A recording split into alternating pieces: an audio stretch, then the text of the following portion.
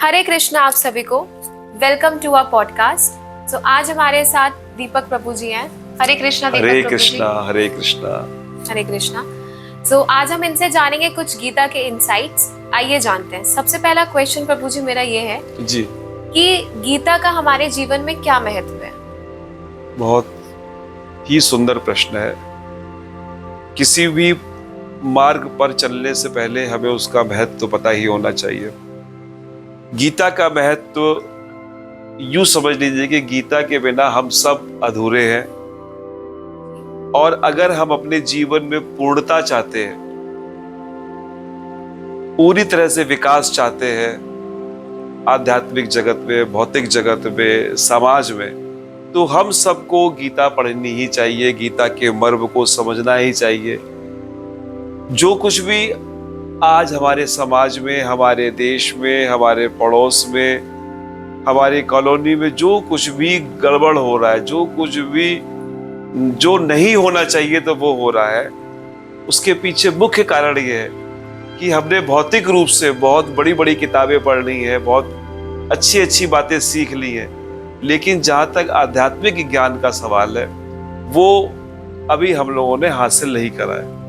तो अगर हम अपने देश, अपने समाज, अपने परिवार को सही दिशा प्रदान करना चाहते हैं तो ये बहुत अति आवश्यक है कि हम सब के जीवन में गीता आनी ही चाहिए। बिना इसके सब कुछ अधूरा आधा ही रहेगा। हरे कृष्णा। हरे कृष्णा। बहुत सुंदर बात करी आपने। दीपक जी, एक और प्रश्न है हमारा। हमारे यंगस्टर्स का काफी क्वेश्चंस आते हैं कि उनका आजकल मन नहीं करता गीता पढ़ने का, तो उनको कैसे इंक्लाइन करें, उनको कैसे मन लगाएं कि वो गीता पढ़ सके? उनको यंगस्टर्स का मन नहीं लगता। पहली बात तो मन लगाने से मन लगेगा।